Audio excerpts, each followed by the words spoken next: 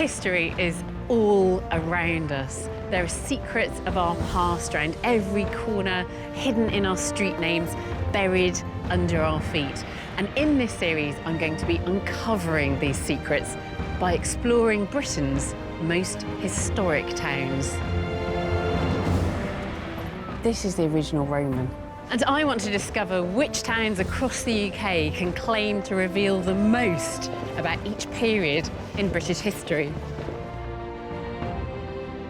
I'll be deciphering clues in familiar landscapes, bringing lost landmarks back to life, and peeling away the layers to reveal a unique view of these towns in all their former glory. Oh, look at this, look at this!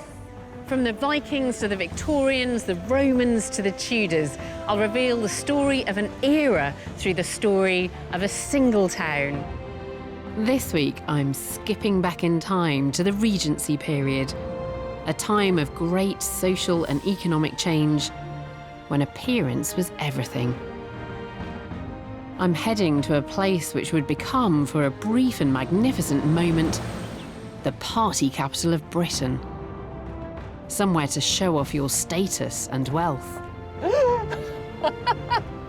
It is terrifying.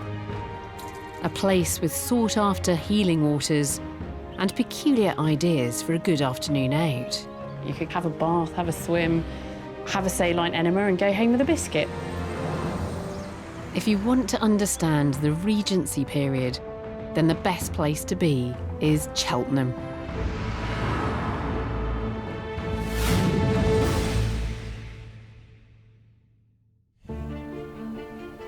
100 miles west of London, nestled at the foot of the Cotswold Hills, lies the town of Cheltenham. Today it's known for its enormous racecourse and its festivals, from music to literature to science. In 2015, it topped a poll as the best place to raise a family. Cheltenham is a town of elegance, pleasure, and a strong sporting culture. But none of this would be true today if it wasn't for the Regency era.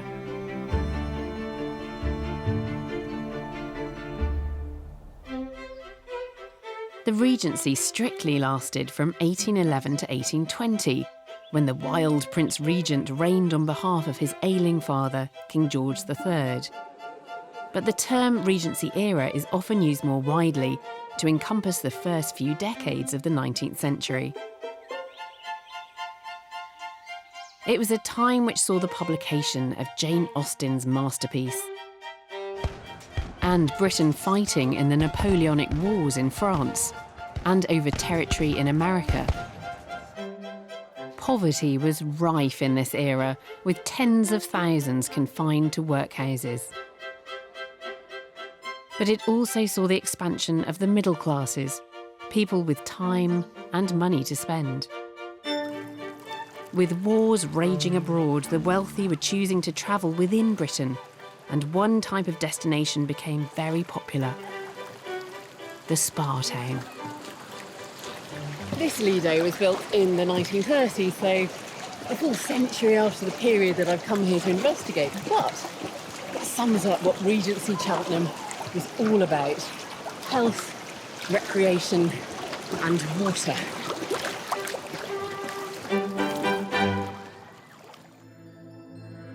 By the Regency period, over 100 spas had sprung up across Britain, each one claiming that its waters had the most amazing healing properties. But it wasn't all about health. The waters proved such an attraction that Cheltenham became the place to be seen and to socialise, and an entire town grew up to satisfy the demands and desires of the well-to-do. Well, I want to understand how Cheltenham achieved this almost legendary status. But first of all, I've got a party to go to. If you had a lot of time and money to spend in Regency Britain, you would come to a spa town for the season. And no stay during the Cheltenham season would have been complete without a visit to the Pittville Pump Room.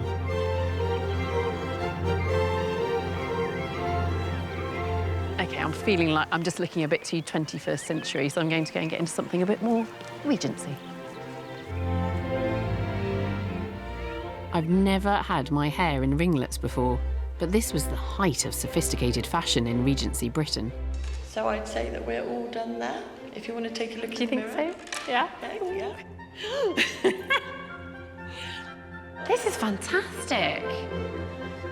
Great hair. Before I get thrown in at the deep end, I'd like some advice on how to party like it's 1818. So I'm meeting Regency expert Elaine Chalice, both of us in our best period attire. Elaine. Do we shake hands or do we just curtsy? Well, we probably would have curtsied. Curtsy, okay. So I actually don't recognise myself. Cheltenham drew all kinds of people. This is a very popular spa town. So you get people, Jane Austen comes at one point, Byron is here. One of the great ones is the Duke of Wellington, the man of the moment. The Cheltenham season ran from June to October. Some visitors would stay for the entire season. And so you'll have a whole series of events. There'll be concerts, there'll be lectures, and there'll be subscription balls that will happen once a week. There was both the elite activities, like the balls, and things that were really popular. So for instance, if you wanted to see a man take a bet to eat 80 pies in an hour, you could come to Cheltenham in the 18 teens and find that. To help me get in the mood for the ball, Elaine has brought along an original Cheltenham accessory, essential for any Regency party girl. That's a beautiful fan. The inlay here, that's absolutely gorgeous. Absolutely beautiful. They were something that all women carried. If you think of women carrying their purses today, this is sort of pre-purse. It was part of sort of every woman's kit. The practical use for a fan is to keep you cool.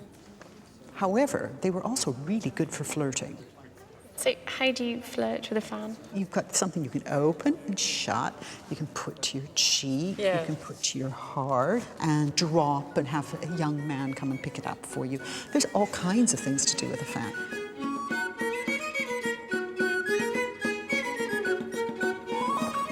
And what about manners, Elaine? We're here at the ball. What are the do's and don'ts? Well, it's a tricky balance for a young woman to manage because she needs to look modest, but she also needs to make sure that she looks accessible and not rigid. One thing you really, really don't want to do is you don't want to be noisy, you laugh too loudly. There's a boundary and you have to be careful. Sounds terrifying. Well, the thing is, of course, that everyone's going to be watching. Alice, would you care to dance? I'm not sure if I have a choice. Here goes. If you look at me and honour your partners, everybody.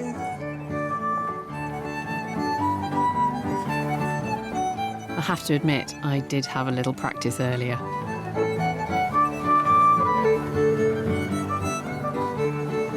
If you were young and single, this was the ideal place to meet future marriage partners.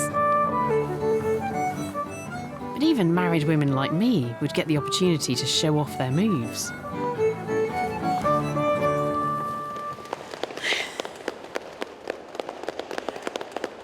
I haven't quite broken into a glow, but it's quite hard work and it's really good fun. I like that.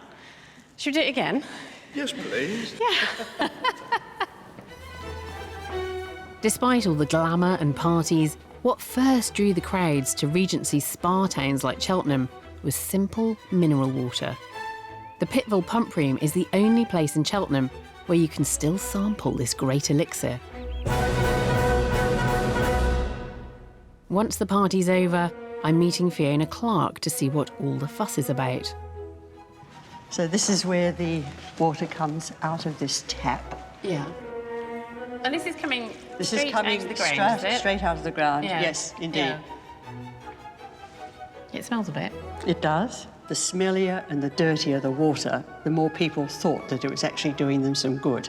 So what did people believe was good about this water? What were the benefits Well, this of it? particular one, it cured everything. So gout, heart problems, rheumatism, bowel problems, so this one is a purgative. So if you're constipated, it's quite effective, apparently. Yeah. Bowel, kidneys, liver, heart. I mean, what else is there? Well, while the Cheltenham waters have a high mineral content, there's no evidence they actually have any healing properties. Right, we've got to do it, haven't we? We do. Bottoms up. Bottoms up.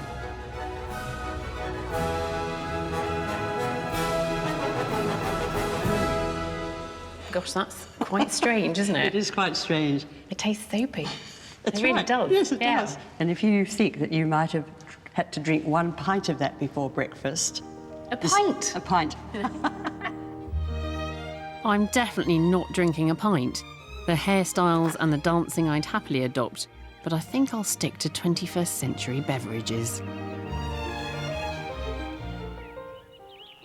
I've come up onto the roof terrace for a bit of fresh air, but also looking out at this wonderful view. This is Pittville Park, which was designed at the same time as the pump room itself and is open to the general public today, but back in the day, it was for the exclusive use of local residents and the guests of the pump room. And I've got this rather wonderful drawing of Cheltenham in the 1830s from this particular vantage point. So it was drawn up here, looking out over Pittville Park, where we can see people enjoying themselves. And then in the distance, we get this fantastic view of Regency Cheltenham at its peak. But what's really surprising is that just 40 years before this pump room was built, Cheltenham as we know it didn't exist. And this view would have mostly been countryside. By stripping away the Regency buildings, we can see for the first time in over 200 years what this landscape would have looked like. For centuries, Cheltenham is just a quiet country market town. A few buildings huddled in the midst of the Gloucestershire countryside. Other British spa towns spring up and prosper, while Cheltenham remains unnoticed and untouched. But I'm about to find out how this remote rural backwater was transformed into the party capital of Regency Britain.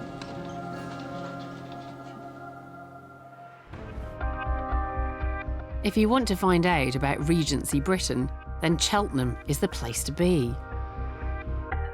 I've partied at a Regency ball, but to really understand the era and how Cheltenham was transformed, I need to turn the clocks back another 100 years, to Georgian times. The big craze that would define Regency Cheltenham is said to have started, so the story goes, with a few feathered friends. If you look closely enough, all over Cheltenham, on gateposts, street signs, and even on its coat of arms, you see pigeons. These particular pigeons are not in their original position. Today they guard a country lane just outside the town, but they used to stand at the entrance to the very first spring to be discovered in Cheltenham, on a farm. So the story goes that in 1716, local landowner William Mason discovered a group of particularly healthy-looking pigeons pecking at salts that were deposited around a spring on his land. And he started to wonder if those waters could be beneficial for humans too. But Mason's farm was far from the centre of Cheltenham, out of town in the countryside, and a muddy field wasn't the ideal spot to attract crowds of tourists. Cheltenham's now much bigger. This is the site of Mason's Well today. I'd love to show you Mason's Well, but I can't because it's underneath that Cheltenham Ladies' College. And we're right in the centre of Cheltenham here, but 300 years ago, this would all have been fields. And actually, it would have stayed that way had it not been for Mason's son-in-law, Henry Skillicorn. In the 18th century, Britain was trading with countries across the world, and well-travelled merchants returned having made their fortunes, looking for investments closer to home. One of these was Henry Skillicorn. We know rather a lot about his life, thanks to a very, very, very long inscription. as local historian James Hodston is keen to show me. Here on the wall in front of you is the only 595-word memorial inscription in England. So does that make it the longest inscription? We believe so, and it covers his whole life from birth on the Isle of Man in 1678, came down to Bristol, worked his way up to be lieutenant of a trading galley, and then was captain by 1719. It tells us all about his voyages. It says he visited most of the great trading ports of the Mediterranean, up the archipelago, Morea and Turkey, Spain, Portugal and Venice, and could do business in 7 tongues. But after all that travelling, Skillicorn saw an opportunity to make some money back home. He could see that this rather struggling small spa in a muddy field, half a mile away from the middle of town, needed to be taken in hand. He brought a bit of experience and some vision. It wasn't about selling water at a penny a glass. It was about a visitor experience. So the way to do that was to lay out a nice walk, which made it a pleasant experience to get up to the spa and back again. All traces of Skillicorn's walk have now vanished. But by using descriptions and drawings from the time, we can recreate what would go on to become one of the biggest tourist attractions of Regency Britain. Built in 1739, the Well Walk stretches for half a mile from the centre of Cheltenham to the site of the spring itself. With a gravel path to protect their shoes, health tourists could cross the pretty bridge over the River Chelt and then stroll along an avenue of elms before finally arriving at the well. This is just the start of the reinvention of Cheltenham as a beautifully designed holiday destination. But 300 years on, I was rather surprised to bump into the designer of the Well Walk himself. Pleased to make your acquaintance. Yes, Captain Henry Skillicorn. You're Skillicorn. I am, yes, yes. This is all your fault. It is, yes. Cheltenham wouldn't be what it is today without me. Yes, I put it on the map. I created the first spa here in Cheltenham, and it made Cheltenham very, very popular indeed. And made you quite rich. Made me very, very rich, actually, yes. Absolutely wonderful to meet you. I'll shake your hand. Thank you. Nice to meet you. Skillicorn had turned Cheltenham into a tourist destination, but it still remained a relatively quiet country town. What it needed now was a bit of celebrity endorsement. And that arrived in 1788 when George III came to town. His visit was captured by a group of cartoonists, the paparazzi of the day. I've come to the Wilson Museum to have a good gawp with the local author Steve Blake. Hello, Steve. Hi, Alice. Hello. Hi. Hi. You've got some prints out I've for me, got which is some really Cheltenham exciting. prints, yeah, for you to look at. My favourite is this one, which is Is that the king? it's the King. Yeah, it was published by a hilarious. chap called Samuel Fors, who was based in London. Actually, within a fortnight or so of George arriving, we have King George guzzling the Cheltenham waters from not just taking a pump. glass of it, but mouth open, water's absolutely. pouring in. And there's poor Queen Charlotte sort of saying, pulling on his coattails, and the two of the daughters are saying, "My papa will leave none for us." But George had a good reason for guzzling all this water. He was hoping it would cure him of an illness that would plague him for the rest of his life. George had what he describes as a pretty smart bilious attack in the spring of 1788, and that's why he came to Cheltenham. What is a bilious attack? Indigestion? Sickness, yes, he was sick. It was the beginning of his illness, actually. So did the Cheltenham waters help George III with his biliousness? Well, it's difficult to say, of course, because the illness he had, which is generally now regarded as a liver complaint called porphyria, it actually got worse, of course. He actually did quite well. He seemed fine when he was here, and he was fine for a while, but then, of course, he fell ill towards the end of 1788. And it was this illness that would eventually usher in the Regency era, with his son, the Prince Regent, reigning on his behalf. But for now, King George's visit to Cheltenham was enough to make its waters the most desirable remedy in Britain. So was this really what started things off for Regency Cheltenham? It had obviously been a spa for sort of a couple of generations, but it really was George Cumming that put it on the map. Yeah. You know, people actually woke up to the fact that it was there and that it was somewhere perhaps they ought to go as well.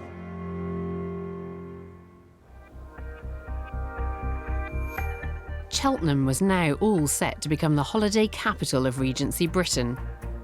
But there was one thing keeping back the crowds. It was very hard to reach. This was an era before the railways, and many roads were little more than potholed, muddy tracks. The journey from London to Cheltenham would have taken up to 3 days. With the fashionable elite keen to holiday in Cheltenham, the townspeople set about making it more accessible. The best way to see evidence of this is from the air. Aerial archaeologist Ben Robinson has been exploring the landscape around Cheltenham. We're just looking around now for a relic of Cheltenham's past, an attempt to get Cheltenham better connected. It's the Coombe Hill Canal, and it should be around here somewhere. There we go.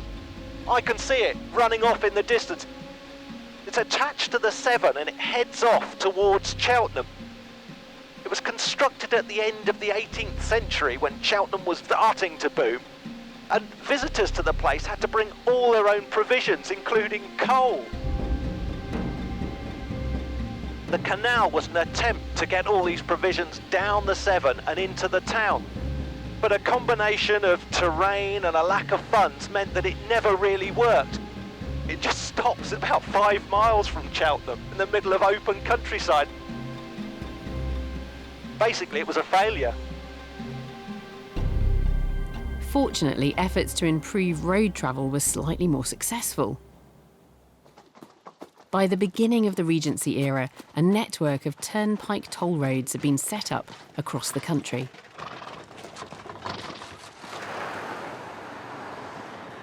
This is the busy A40, the London road, and this was a toll road.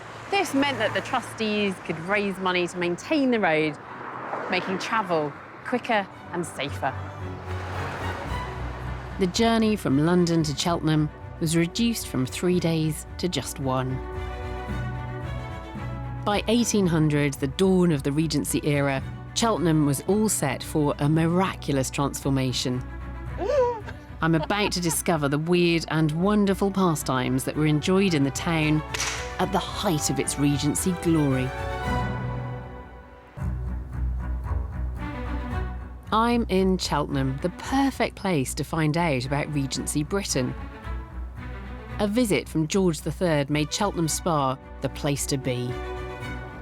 And by the 1800s, with roads now improved, the rich were arriving here in their thousands. Local property developers were quick to capitalise. And fortunately for Cheltenham, this happened to be one of the most elegant periods in British architecture. It's the buildings of this period which still typify the town today. If we take away the cars and the double yellow lines, we could almost be back in 1812. A famous printmaker wrote, a visitor would imagine on reviewing the town that it had arisen in a single night from some fairy's magic influence. And I can completely understand what he meant. First of all, Cheltenham sprang up so quickly, but also on a deserted morning like this, it has this beautiful, ethereal quality. Architecture in Regency Britain took its inspiration from the classical Greek and Roman worlds.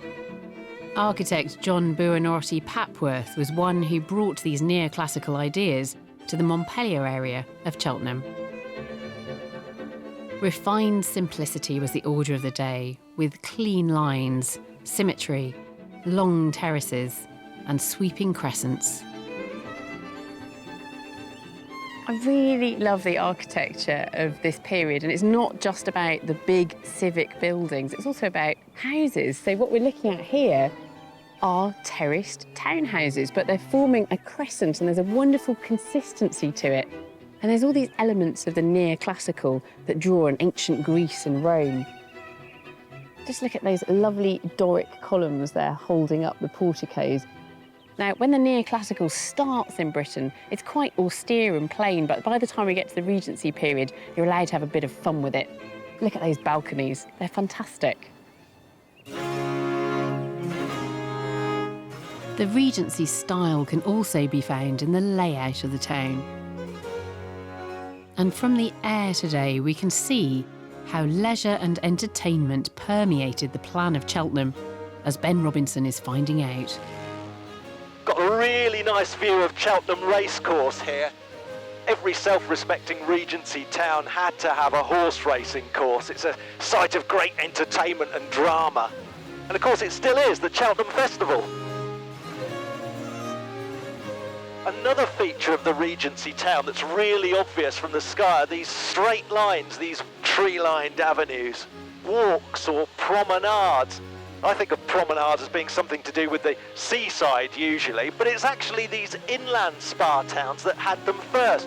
The idea was it was for the well-to-do to show off, take the air, bump into people, casual acquaintances, all that kind of stuff. It was a meeting place, a place to see and be seen. In Regency times, these promenades were the place to stroll. But if you were really posh, you wouldn't risk getting your feet dirty. This is the promenade, and as its name suggests, most people would have walked up and down here, but I'm opting for a more elite form of transport. Right, how do I get in?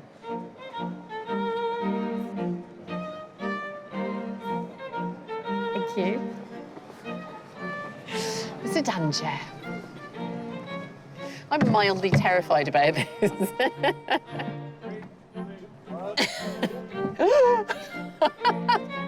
It is terrifying. Yeah, it's kind of bouncy though. It's a bit like riding a camel. So apparently the whole point of travelling in a sedan chair is that I don't have to set foot outside. So I'm going to be carried right into what is now a bookshop, but what was the Imperial Hotel. Breathe in, breathe in. Joining me for some promenade watching is David McKinstry, an expert on Regency etiquette. Hello, David. Hello, Alice. Hello. I've just arrived by sedan chair on the promenade. Oh, wonderful. Did you enjoy that experience? I did. There was something rather glorious about it. Yeah. So, who would have been out promenading up and down here? You'd be looking at largely the gentry, people with small country estates. We tend to think of promenading as probably a little bit strange, that you get dressed up in your best clothes and walk up and down the street for 45 minutes every day. Is that literally what it was? It was essentially You're not that. really going from A to B, you're just out to be seen. You're just like to be seen, to catch up on the gossip, to see who else is in town, just a sort of social experience. They were very keen to protect that environment for themselves, so they didn't want any interference from beggars and vagrants and anyone they saw as undesirable. So in 1824, you have the introduction of the Vagrancy Act. The real purpose of it is to enable vagrants to be removed while the middle classes enjoyed the boulevards or the parks. The Vagrancy Act may have made certain areas of town safer for the well-heeled to stroll in, but it also protected the deep divisions in Regency society. For the well-to-do associating with the poor was not the done thing. It was the wealthy one wanted to get to know. What about paying visits to people? What was the etiquette there? Well, there was a very codified form of etiquette for visiting. So you can't just go around and introduce yourself and go, hello. No, I mean, you can turn up on the doorstep, but there's a certain way you have to do it. Right. So you go to wherever they're staying, leave your card, potentially leave your husband's card. Yeah. Maybe the card of a grown-up son as well. Yeah. And that was it. You went away and you waited. And if the people you had left your cards with hadn't reciprocated that process within 7 to 10 days, then they weren't interested in making your acquaintance and you'd effectively been cut dead. So it was quite a brutal process. So in that 7 to 10 days, they're going to find out more about me. They don't have Google. How are they going to do that? They're asking people they know what you're like. They're potentially sending their servants to go and see what your servants are like and get the gossip. So this is sort of research process. And if someone says, oh yes, she's, her husband's got 10,000 a year, then suddenly you might be interested in visiting her. If they say, oh, they're as poor as church mice and don't really know anyone, then the call probably wouldn't be returned. So what can I do to make myself thoroughly unpalatable as an acquaintance and exclude myself from polite society? You would have to commit some relatively significant misdemeanor or scandal. So that could be failure to pay your debts, even resulting in bankruptcy, which was seen as the ultimate disgrace in that period. So bankruptcy would see you banned from court, you were banned from the races, you were banned from all sorts of social activities. A financial disgrace was in some ways far more serious in polite society than a sexual disgrace. If you were rich enough, you could get away with quite a lot of things. Wealth was everything in Regency Britain. And if you had money, there was yet more to be made by cashing in on the big craze of the day. Today, this building is known as the Rotunda, but when it was built, it was the Montpellier Spa, and it was just one of many spas to pop up in Regency Cheltenham. It was built by the entrepreneur Henry Thompson, and he wasn't content for people to simply come here and sip the water. Oh no, he had far grander plans. Thompson pumped the water from his spa to a manufacturing site where he heated it to extract the salts to bottle and sell around the world. But he didn't stop there. In true entrepreneurial style, he'd spotted an opportunity in the knock-on effects of the process. Just over the road there is the Cheltenham Playhouse, but it wasn't always a theatre, and I'm told that hidden away deep inside the building, there's evidence of its former use.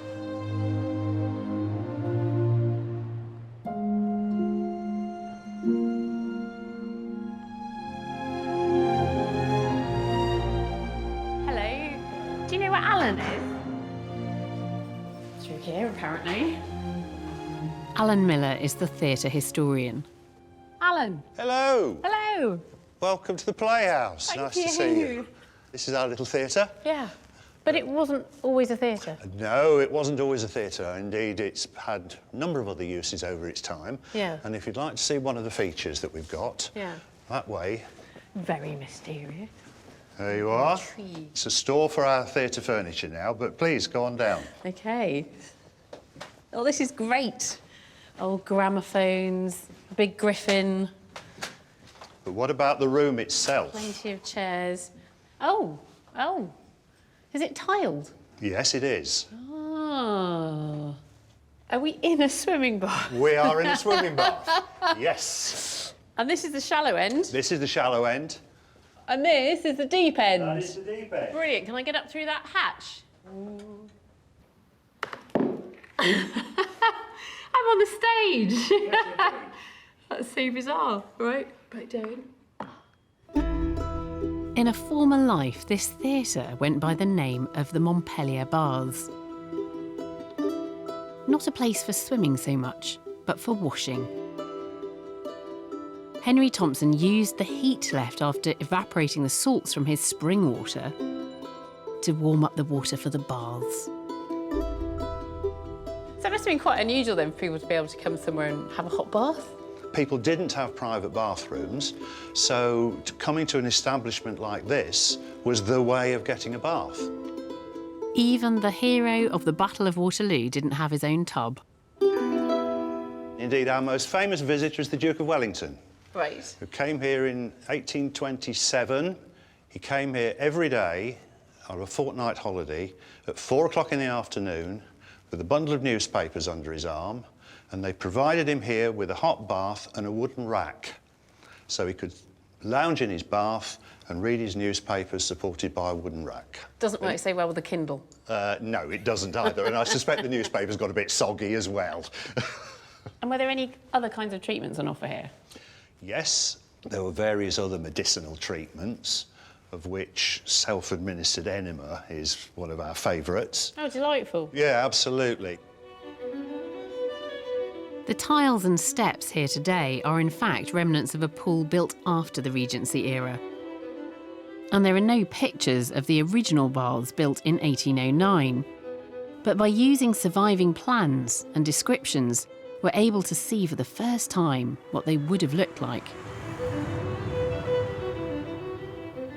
6 small baths are built to cater for visitors wishing to cleanse themselves. The baths are plain and white, but each one has its own brightly coloured dressing room. The boiler supplying the building is the largest in the country.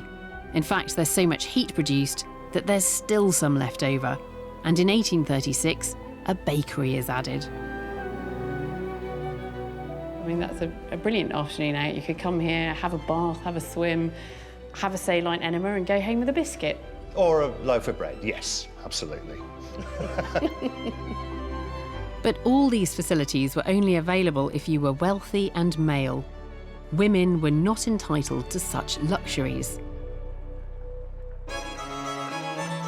I'm about to discover just how restrictive life was for Regency women and do something that 200 years ago would have caused a scandal.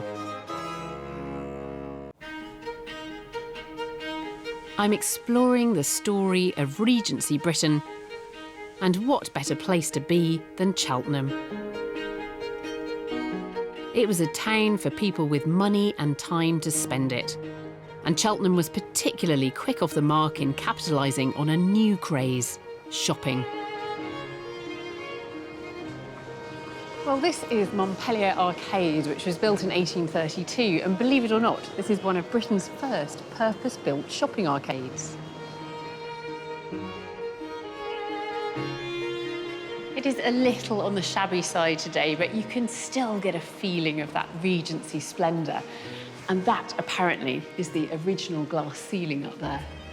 It's quite compact and bijou. There were 16 shops crammed in here, ranging from a clothier to a chemist, a pastry cook, a jeweller, an artist repository, and Mr. Brown's coffee and cigar shop. Coffee shops in Regency Britain were not the salubrious places they are today, but low-life haunts full of sleaze and crime. I'm venturing into a modern-day one with Regency expert Kirsty Hartziotis. Hello, pleased to meet you. I'm Kirsty. But my choice of drinks back then would have been surprisingly limited. So what have we got here then, Kirsty? We've got 3 different kinds of ware for 3 different drinks. So starting with coffee, we've got a coffee can. This beautifully painted one which has a picture of the Well Walk. When coffee was first introduced, it was very much a male preserve. Back in the Regency times, we wouldn't be here. Oh, really? We wouldn't be allowed to come and drink coffee in a coffee house? It's not an acceptable thing for a respectable woman to do. OK, so coffee is off the menu. And what about that one? This is a chocolate cup. And chocolate is, it's the luxury drink. It has a connotation of decadence, of licentious behaviour in chocolate houses. Oh, really? Absolutely. These were places of betting and a bit of debauchery. So I guess I wouldn't have been drinking hot chocolate then. And what about this little cup and saucer on the end? That looks very Chinese. Tea was the high-class stuff. Very expensive.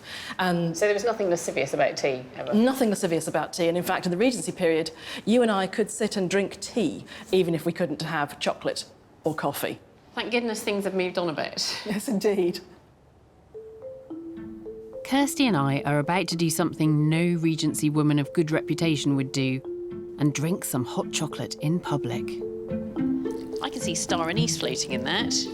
It's been made from an original Regency recipe, which includes a range of spices, but no sugar. It smells very spicy. It smells lovely. I really like it. It's really good. It makes the tongue tingle. I've partied. I've promenaded. I've tasted the waters.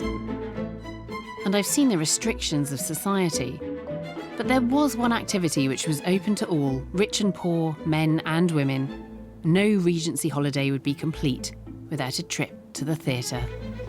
Oh, If you wanted a good night out in Cheltenham in the Regency period, you probably would have gone to the Theatre Royal, but it burnt down in 1839, so I've come to the Everyman to find out about Regency Theatre. We're about to walk out on stage. David Francis Taylor has been researching what passed for entertainment at this time. So this is a bit later, isn't it, than the Regency period? This is later, but there are still similarities.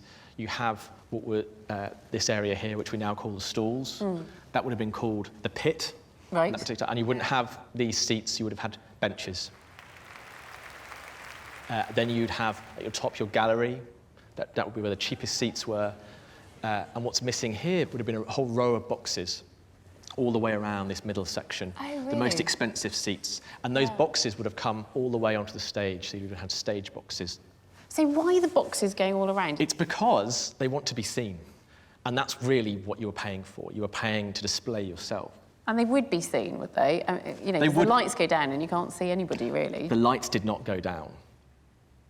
As with any other theatre in Regency England, you would have a lit auditorium. So that's the kind of layout of the theatre, the audience, the lighting, but what were they actually watching? Well, I have some examples of some playbills that will give you a much better indication of that. These are all original, so they all date from roughly 1810, 1811. So if you went to the theatre in the Regency period, you wouldn't just go to see one play, as we do now. You would go to see a whole night of entertainment. We have A Cure for the Heartache. That's a comedy in 5 acts. And then that was followed by this song. And then we have one of the most popular pantomimes of the Regency period, which is Harlequin and Mother Goose. I've seen Mother Goose as a pantomime, Right. but it certainly didn't have Harlequin in it. Harlequin was a favourite Regency character who came originally from Italian comedy and popped up, turning a normal play into a frantic comedy caper. And Harlequin carried with him a magic sword, and that allowed him to change the objects or the scenes around him. So with a tap of his sword, he could transform people, he could transform the scene. So I actually have something to show you. What is it? It looks like a cricket bat. This is a replica of what Harlequin's sword would have looked like in the Regency era. It looks nothing like a sword. Yes, but if I slap this against my leg, it makes a loud noise. It does sound like you've slapped somebody very hard, or hit something very hard. This is in fact a slapstick. See, I had no idea where the phrase slapstick comedy came from. Exactly, this is where it comes from. Yeah. This is physical comedy. Go on, let's have a go. Ow! It makes a... That actually hurts. Yeah, I should have warned you. All right, okay, I know what I'm going to do. So if you stand there, David, Okay. don't move, don't move. Very important you don't move. Ready? Ready. And that is proper slapstick. Well, now for my trick then. Okay. Okay, are you ready? Is it going to be even more spectacular? I hope so. Certainly more transformative. Go on then. Here we go. Now that's Harlequin magic. That's how he used his sword to change the scene. Fantastic. A miraculous transformation had occurred in Cheltenham itself. In a few short years, it had grown from a country market town to the buzzing centre of polite society. But its heyday would be short-lived. With the end of the Regency era came the end of the spa town craze. As the Victorian period approached, the crowd stopped coming to Cheltenham. Some developers were slow to notice. One of these was Joseph Pitt, the man behind the magnificent Pittville pump room.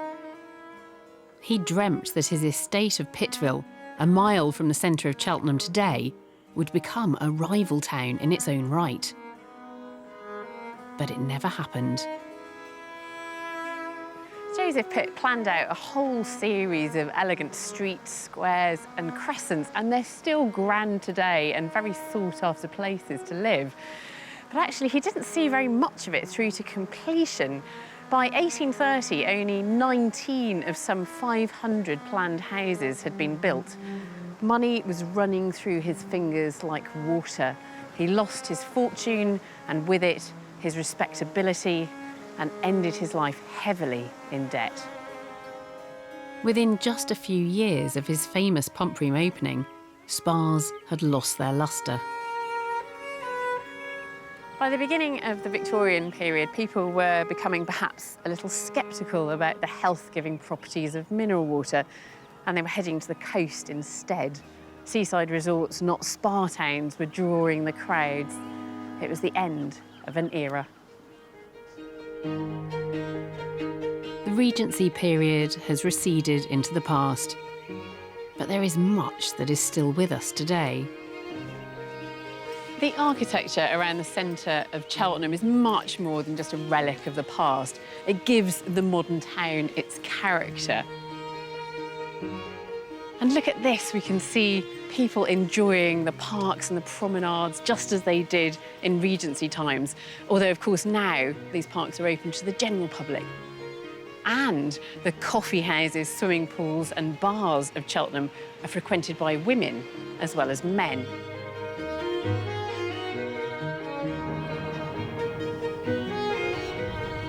In the space of just a few years, Cheltenham has grown from a remote market town to a countryside spa resort favoured by royalty, and then into a fashionable holiday destination complete with innovative bathhouses and stunning Regency architecture.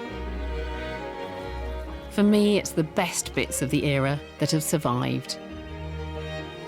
The spirit of Regency Cheltenham is still alive.